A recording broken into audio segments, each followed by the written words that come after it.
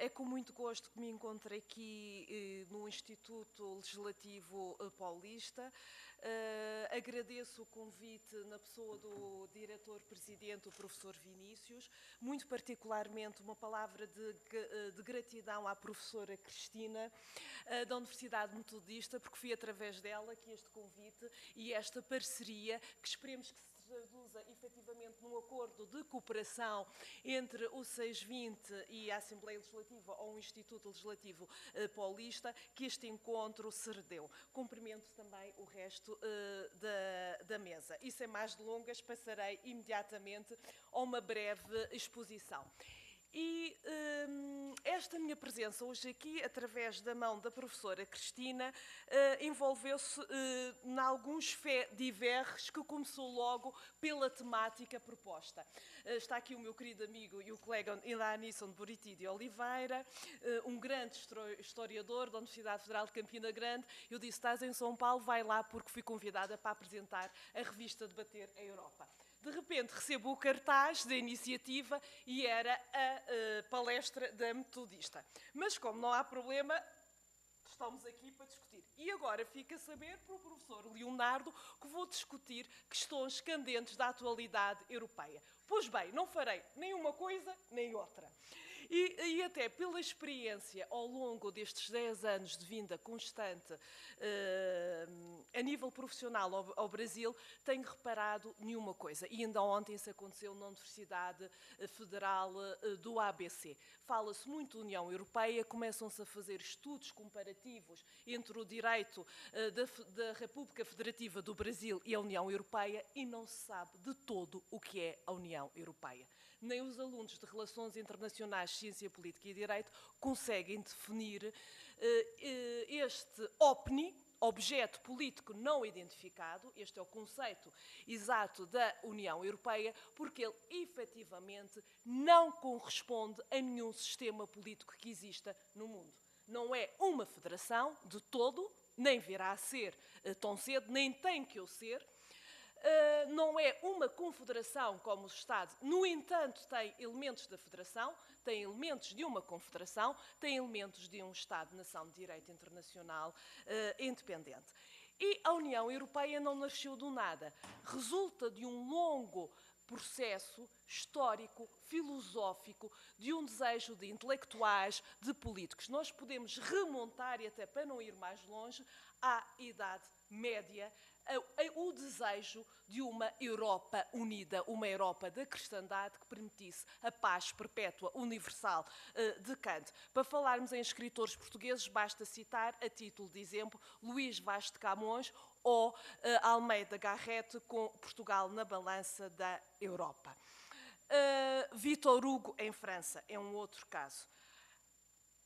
Quando aqui existem as condições materiais para que este sonho gizado, por exemplo, por Victor Hugo, que sonhava com os Estados Unidos da Europa, se viesse a materializar, efetivamente no pós-Segunda Guerra Mundial. Reparem que as guerras na Europa, as guerras mundiais, não foram guerras por invasão, por medos de vândalos, de hunos, foram guerras fraticidas. E havia que reconstruir a Europa e evitar muito mais do que preocupações se é federação, se não é federação, se há direitos, se não é, aquilo que a Europa conseguiu e que mais nenhuma parte do mundo existe neste momento. Basta abrir os telejornais, que foram 60 anos de paz no território europeu. Reparem a importância disto. O século XIX não conheceu um dia de paz. O século XX teve 2 guerras mundiais. De 45 a hoje, 2017, não houve guerra nenhuma no território que hoje nós designamos por União Europeia. Este é o maior mérito, o maior feito do projeto europeu. Assim, o sistema de comunidades europeias, portanto, comunidade económica do carvão e do aço e a comunidade económica europeia e a comunidade de energia atómica, são resultado oriundas desta lenta progressão do ideal europeu e que foi inseparável dos acontecimentos que abalaram o continente de forma sangrenta. Portanto, no período subsequente à Segunda Guerra Mundial, as indústrias de base, em particular a siderurgia, precisavam de ser reorganizadas. O futuro da Europa passava por sanar os conflitos entre leste e oeste e passava, inevitavelmente, por uma reconciliação franco-alemã. E é isso que veio a acontecer no pós-Segunda Guerra Mundial. E é a partir de aqui, e muito mais importante que os 60 anos que comemoramos este ano do Tratado de Roma, é efetivamente o Tratado de Paris, assinado em 1951, que vai permitir a regulação do uso do aço e da indústria siderúrgica apenas para questões pacíficas e energia atómica para questões pacíficas e não para questões bélicas. E é nesta sequência, e tendo em conta os grandes pais fundadores da Europa, grandes estadistas, que se preocuparam sobretudo com os ideais fundacionais do projeto europeu, que assentam na liberdade, no Estado de Direito, na democracia, na solidariedade, que a 9 de maio, Robert Schuman sintetiza naquilo em que se diz que a Europa da paz, a Europa unida, far-se-á não se fará nem no âmbito de uma construção global, mas sim mediante realizações concretas que criem, antes de mais, uma solidariedade efetiva. E essa solidariedade, embora com alguns reversos, tem acontecido efetivamente no espaço de liberdade europeu. E é com base neste grande princípio axiológico que nasce aquilo que nós hoje chamamos de União Europeia, com 6 Estados signatários, França, Itália, Alemanha e os países integrantes do Benelux, ou seja, Bélgica, Países Baixos e Luxemburgo. E este primeiro tratado, o Tratado Fundacional da União Europeia, previa, entre outras coisas, porque é muito mais fácil ceder soberania a nível económico do que a nível cultural, a nível de outro tipo de valores. Liberdade de circulação de produtos e livre acesso às fontes de produção. Aqui depois no PowerPoint vou passando, são as várias etapas até chegarmos a isto que eu estou a dizer. Vigilância permanente do mercado por forma a evitar destruções suscetíveis de tornar necessária a instauração de cotas de produção. Apoio à modernização e à reconversão dos setores importantíssimos do aço e do carvão. Os esforços no sentido de um relançamento do processo de integração europeia, na sequência do malogro que assumiu a Conferência de Messina em 55, que visava a construção de uma comunidade europeia de defesa, o Tratado da CIE irá prever depois, em 1957, então, os fundamentos daquilo que viria a ser o projeto europeu. E esses fundamentos é estabelecer uma união cada vez mais estreita entre os povos europeus. Por outro lado, estabelecer e consolidar, como já fui referido, a defesa da paz e da liberdade, melhorar as condições de vida e de trabalho dos povos europeus e aprofundar a solidariedade entre os povos, respeitando a cultura, as tradições, a história de cada Estado-membro. Não é por acaso que depois o lema adotado, a divisa adotada deste espaço, será a Europa unida na diversidade. Portanto, aqui temos, atenção, há dois tratados fundadores do projeto europeu que depois vão sendo revistos e que os tratados são sempre os mesmos, vão sendo revistos e, regra geral, vão assumindo a designação da cidade onde são assinados. Eu vou passar isto à frente, até devido ao tempo que é pouco, só para dizer isto, que a principal evolução dos tratados tem a ver com a criação de recursos próprios da comunidade, no sentido de vir a reforçar depois as próprias instituições europeias, como o Parlamento Europeu, reforços também em matéria orçamental, a eleição por sufrágio direto e universal, que será na década de 70, e a criação de um sistema monetário europeu. Até 1986, desde a fundação, desde 1951, eu utilizo sempre a data de 51 e o Tratado de Paris e não o Tratado de Roma, porque aí que estão efetivamente os alicerces do projeto europeu. Até a entrada em vigor do Ato Único em 1986, não existiram grandes alterações a nível dos tratados, nem dos seus postulados. Porquê que em 86 há necessidade da adoção deste ato único? Tem a ver com o alargamento ao Atlântico, à Península Ibérica, a Portugal e a Espanha, aos dois países ibéricos, porque havia que criar estruturas para permitir que o tal princípio fundacional, que ainda hoje é o pilar, é a chave mestra de todo o edifício europeu, pudesse ser executado, ou seja, o princípio da solidariedade, bem como o princípio da subsidiariedade. Isto para permitir criar mecanismos, sobretudo do ponto de vista financeiro, que fossem ajudar a uma integração plena, implementando assim o princípio de política de coesão da própria União Europeia. Portanto, aqui, depois, se quiserem ficar, são apenas várias referências aos tratados que eu irei passar e para o qual não há tempo útil agora e não fará grande sentido. Para perceberem a importância deste projeto, para além do grande objetivo da paz, e como já vimos, foi alcançado, foi permitir a estabilidade no continente europeu e permitir também a democratização dos Estados-membros. E isso é muito flagrante no caso português.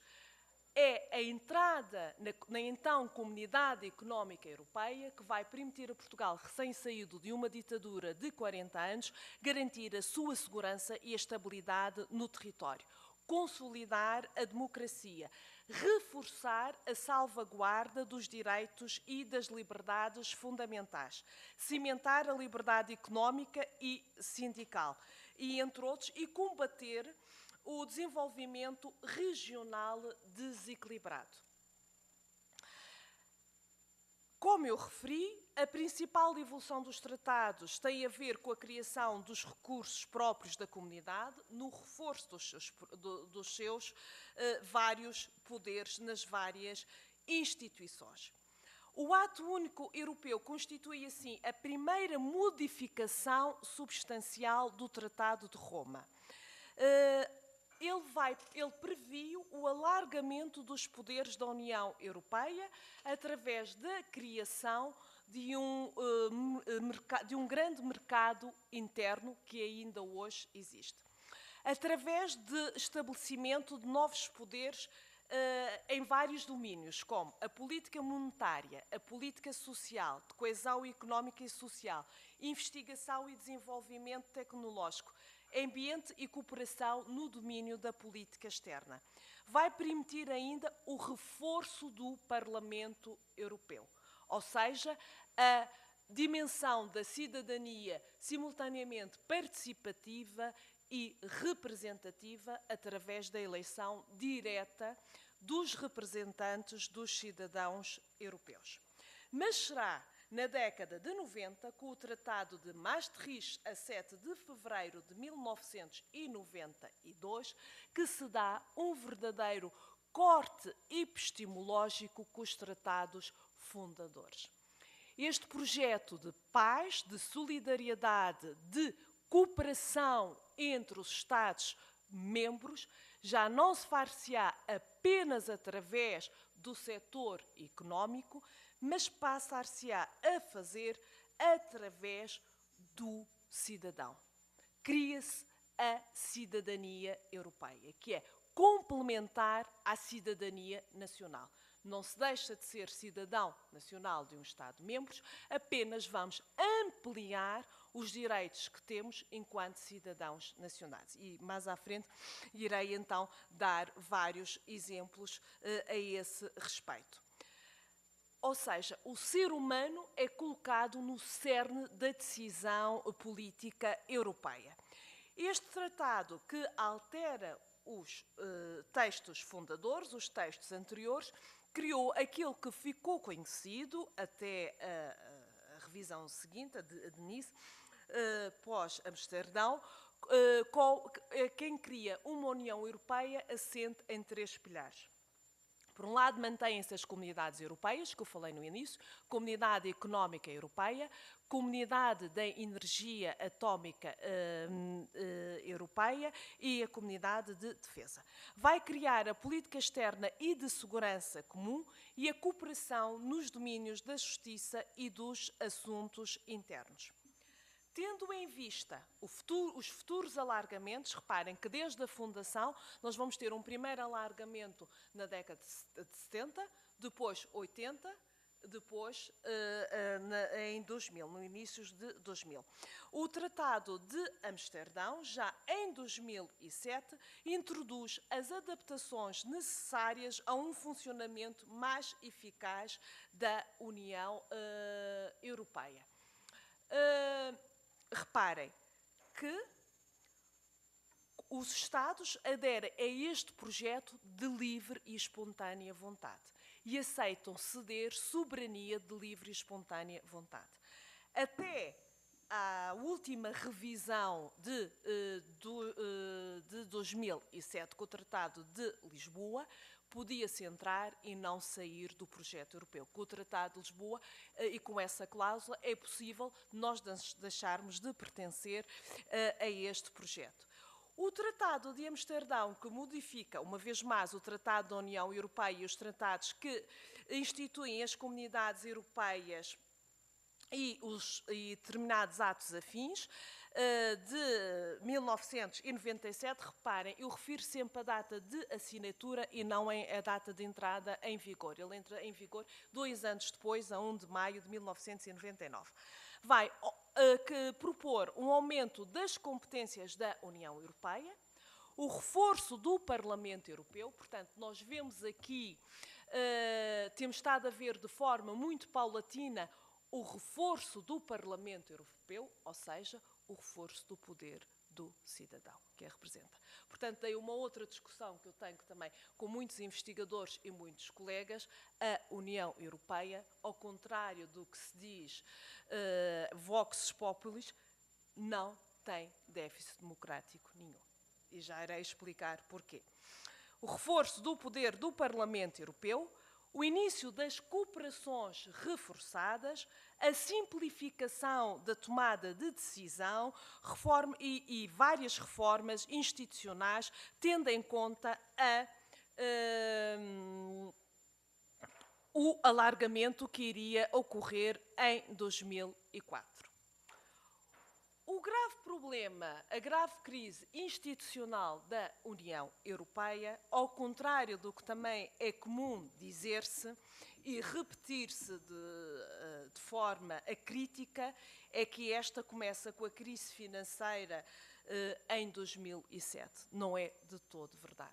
A grave crise política ou institucional da União Europeia começa em 2001, com a assinatura do Tratado de Nice, conhecido como o Tratado de Má Memória. Porque o Tratado de Nice vai criar as condições para um desequilíbrio entre os Estados-membros. Ou seja, ao fazer a reformulação das instituições, vai abandonar o princípio da representatividade dos Estados. Dito por outras palavras, o princípio que era dimensão territorial e densidade populacional em termos de votos é abolido. Dou este exemplo. A Alemanha passa a ter o mesmo número de votos que tem o Reino de Espanha, tendo o dobro da população. E ao contrário daquele que tinha sido defendido em Maastricht, um Estado-membro, um voto, foi abolido. Mas é o Tratado de Nice que vai, na sua parte final, dizer que é o primeiro tratado que tem validade, como os iogurtes, como eu costumo dizer. Portanto, poderia estar em vigor até 2009. E até 2009 a União Europeia teria que se dotar de uma Constituição. O que não deixa de ser interessante, porque isto foi proposta francesa. E, nesse sentido, pós-Cimeira de Nice, todas as questões suscitadas posteriormente na Declaração de Laeken, vai-se convocar, e passando o pleonasmo, a Convenção sobre o Futuro da Europa, que vai tentar então dar sequência ao proposto no Tratado de Nice, na sua parte final, de criar uma nova base jurídica para a União Europeia, consubstanciada no tratado que deveria estabelecer uma Constituição para a Europa. E, nessa sequência, Gercas d'Estaing recebe essa missão de elaboração do dito texto constitucional europeu, que também, pela primeira vez, teve uma vertente extremamente importante e original. Este texto não foi apenas debatido e decidido entre juristas, no Parlamento Europeu, na Comissão, no Conselho, entre académicos, mas envolveu o cidadão europeu. Era possível a toda e a qualquer pessoa individualmente entrar no site da União Europeia, dar as suas sugestões, ter as suas respostas. E, depois de um grande período de discussão, efetivamente é aprovado um texto, e eu vou referir isto a título de curiosidade e até porque comentei ao chegarmos aqui com a doutora Graça Nascimento, uma grande amiga que me acolhe sempre no Brasil, que cada vez que eu cá venho, eu fiquei muito admirada e até devo dizer estarrecida por entrar na Assembleia Legislativa e ver símbolos cristãos católicos no hall de entrada. Fez-me lembrar a grande discussão que houve na Europa por causa do preâmbulo do texto constitucional, onde se referia apenas que as raízes históricas do território europeu eram cristãs, eram judaico-cristãs. Isto levantou-se uma polémica, sobretudo com a França republicana e laica, provavelmente não terão noção do que é. E daí, portanto, ter isto não é crítica nenhuma, não é nada, apenas uma mera constatação, que é engraçado que nos Estados que são Estados confessionais, muitas vezes não têm os símbolos à mostra. E isto foi a maior discussão a nível europeu, entre académicos, entre juristas, mesmo entre cidadãos, foi a questão da referência às raízes judaico-cristãs da civilização, dita civilização ocidental ou europeia. Portanto, fechando o parênteses e voltando à Convenção sobre o Futuro da Europa, portanto, em conformidade com a Declaração número 23, anexa ao Tratado de Nice, o Conselho de Laeken de dezembro de 2001 organiza uma convenção onde estiveram reunidas as partes interessadas no debate sobre o futuro da Europa, e tinha como linhas de trabalho 3 ou 4 pontos que eram interessantes. Uma melhor rever as competências da União Europeia, portanto, uma melhor divisão das competências da União Europeia, a simplificação dos instrumentos de ação da União Europeia, mais democracia, mais transparência e eficácia, bem como a redação da Constituição para os Estados da União Europeia. Neste sentido, o projeto de Constituição para a União Europeia definia pela primeira vez os fundamentos democráticos da União Europeia e pretendia reforçar a expressão concreta dos mesmos. Ou seja, como concretizar uma melhor participação democrática. Novas obrigações das instituições, no que respeita à consulta da sociedade civil, à transparência, ou seja, ao acesso à informação, aos documentos e ao respeito pelos dados de caráter pessoal. Por outro lado, que papel, e relacionando com o parênteses que eu fiz, os parceiros sociais e as igrejas teriam neste projeto europeu? E a Comissão poder ser convidada a elaborar uma proposta se fossem reunidas 1 milhão de assinaturas de cidadãos que representassem um número significativo de Estados para o efeito. E um reforço do papel dos parlamentos nacionais, através da criação de um mecanismo de alerta rápido. Devo dizer que grande maioria do que estava, 99% do que estava no Tratado Constitucional, que depois foi rejeitado em referendo, e já iremos ver isso, está plasmado ipsis verbis no Tratado de Lisboa, de 13 de dezembro de 2007. Como sabem, mas não demais talvez relembrar, os tratados a nível da União Europeia são, para entrarem em vigor, têm que ser por unanimidade e têm que ser ratificados. E a forma de ratificação na Europa é duas, na Europa e em qualquer parte do mundo dito democrático.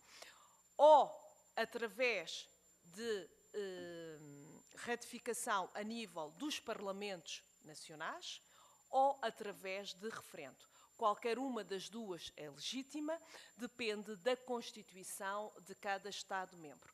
Por exemplo, o caso alemão obriga a que seja ratificação a nível da Assembleia Legislativa Alemã. O caso português, até à última revisão, era através da Assembleia da República. Na última revisão constitucional pode ser ou pela Assembleia da República ou por referendo. Será uma decisão política tomada pelo Governo que exercer funções na altura em que for convocado para tal. A Irlanda obriga a referendo. E quando se começa a ratificação do Tratado Constitucional, ele é rejeitado em referendo na França. Não por não se concordar com o texto do Tratado Constitucional, não por qualquer reação contra o projeto europeu, as razões foram exógenas ao que estava a ser referendado. Relembro que na altura tínhamos Sarkozy no poder. Foi um não contra as políticas do então Presidente da França. Tanto que no dia seguinte, e basta compulsarmos a imprensa francesa, os grandes jornais cotidianos franceses, para vermos em grandes títulos le regret que les Français ont aujourd'hui. Mas o arrependimento já não ia a tempo, porque o mal já estava feito. Na sequência disso, e por efeito dominó, a Holanda também rejeitou o Tratado Constitucional. Nesse sentido, e como ainda tínhamos algum tempo útil de validade do Tratado de Má Memória de Nice, iniciam-se negociações para rever então o dito Tratado Constitucional e fazer, digamos assim, uma maquiagem ao texto.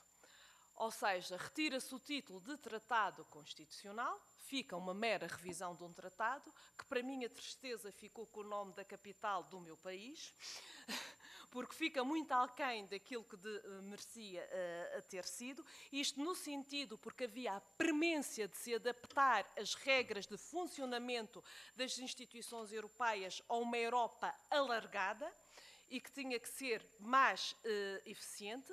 Por outro lado, a Europa precisava de mecanismos e de instrumentos para fazer face à globalização e ter um relacionamento eficaz com os outros países, nomeadamente países terceiros, e aproximar cada vez mais o cidadão da União Europeia. Neste sentido, o tratado, que é conhecido vulgarmente por Tratado de Lisboa, mas é o Tratado de Funcionamento da União Europeia, começou por ser um projeto de natureza constitucional, lançado no final de 2001, na sequência da declaração do Conselho Europeu sobre o futuro da União Europeia, ou mais conhecido pela Convenção de Laeken, tendo seguido em 2002 e 2003 pela Convenção Europeia, que elaborou o tratado que estabelecesse uma Constituição para a Europa, ou Tratado Constitucional.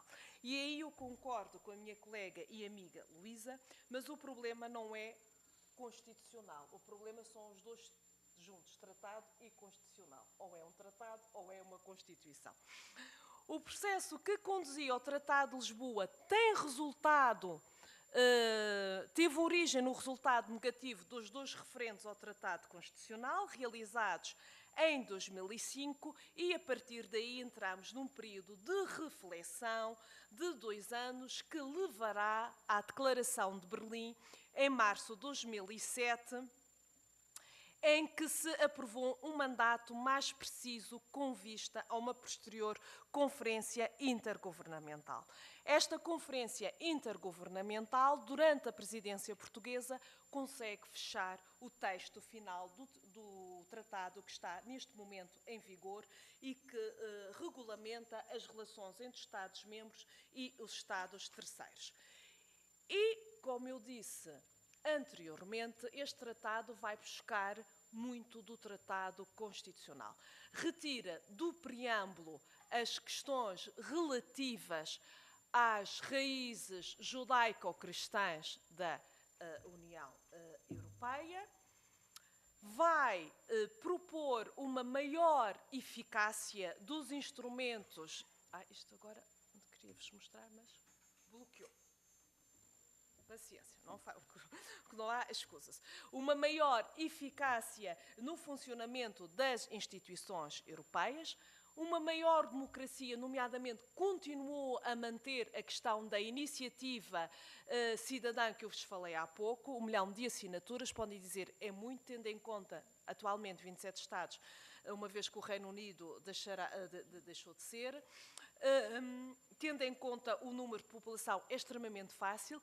A nível de questões ambientais tem sido um sucesso. Houve uma iniciativa popular no âmbito da água que foi até iniciada por uma querida amiga da Faculdade de Direito, uma colega, a Alexandra Aragão, e que a União Europeia já regulamentou nesse sentido. Maior transparência. Toda a documentação da União Europeia, de qualquer uma das instituições, é pública, exceto a única coisa que não é de acesso público, que nenhum de nós pode consultar, são dossiês relativos a questões de segurança, como é óbvio. Esta maior transparência também se reduz no tempo de resposta da União Europeia. Qualquer um de nós que se dirija a um órgão, a uma instituição da União Europeia, tem o direito de resposta em 48 horas úteis.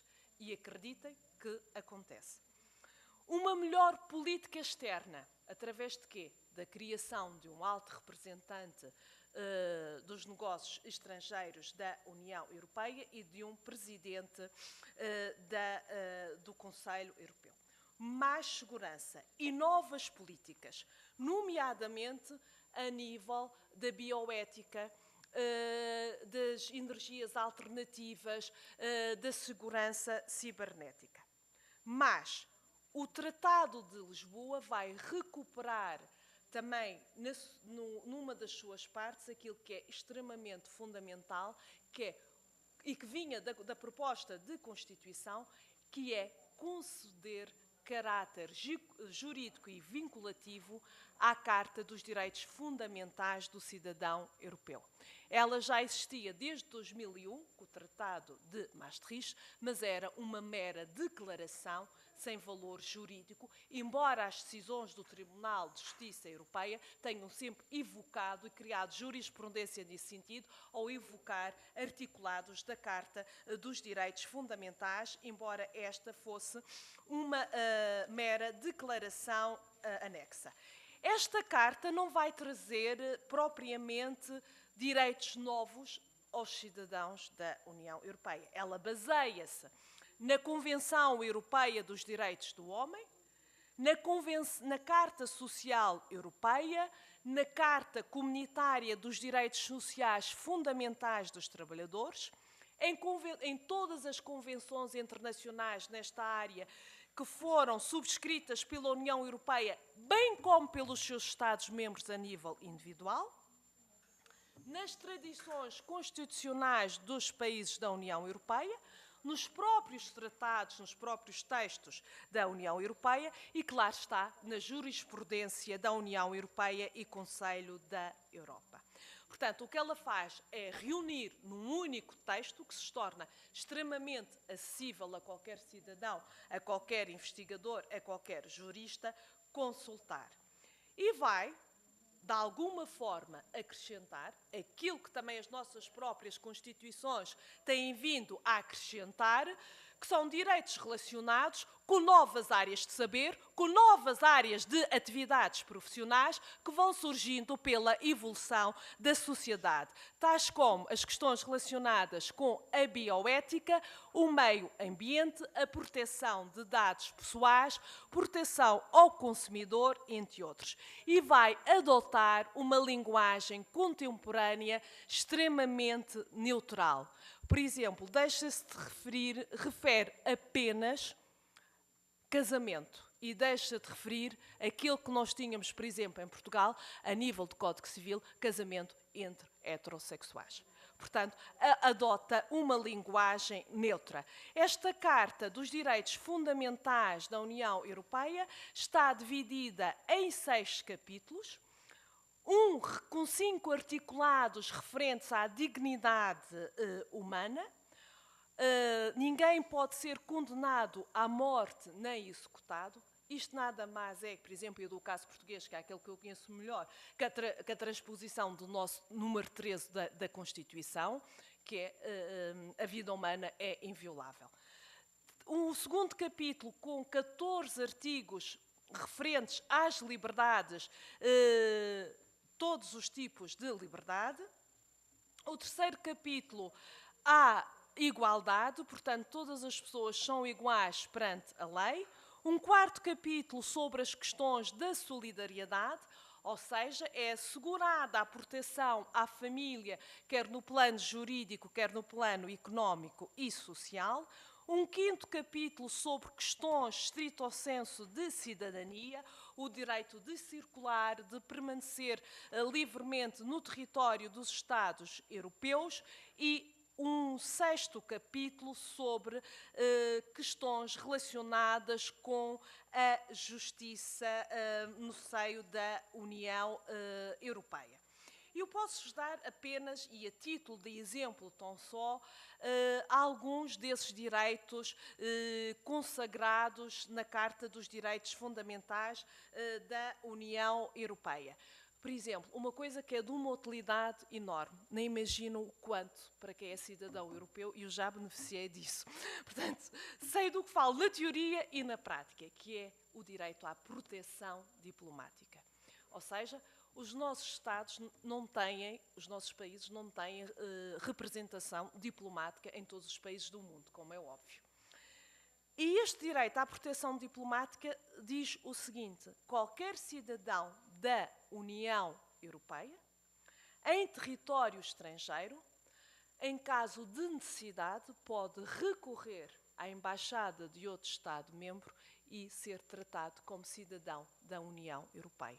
No fundo, é como se estivesse a entrar na sua própria representação diplomática. E acreditem que em determinadas partes do globo é de uma mais-valia extraordinária. Por outro lado, o direito de voto e de elegibilidade nas eleições. Eu, enquanto cidadã da União Europeia, com o meu direito ao livre estabelecimento, exceto se tiver uma profissão ligada ao sistema jurídico, é a única profissão para a qual ainda não há regulamentação, ainda não há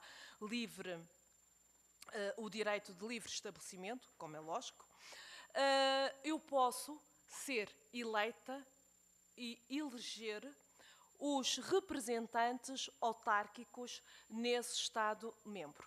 Como posso ser eleita ao Parlamento Europeu pela Itália, pela França, pela Inglaterra e não apenas por Portugal. O direito a uma boa administração, não só a nível europeu, mas a nível dos próprios Estados-membros. Eu posso dirigir-me diretamente às instituições europeias se uma diretiva comunitária não for transposta em tempo útil para o ordenamento jurídico interno e se isso for prejudicar em termos de direito. Dou o exemplo de os acessos para pessoas com deficiência. Portanto, é um exemplo muito simples que qualquer pessoa percebe. O provedor de justiça e a petição direta ao Parlamento Europeu. Este, entre outros direitos que existem.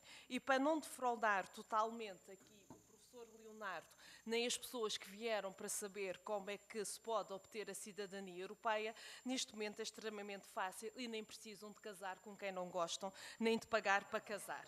Basta conseguir provar, que é o que está a acontecer neste momento no Reino Unido e na Irlanda, que se é descendentes de um judeu sefardita, portanto, têm direito à cidadania, neste caso portuguesa.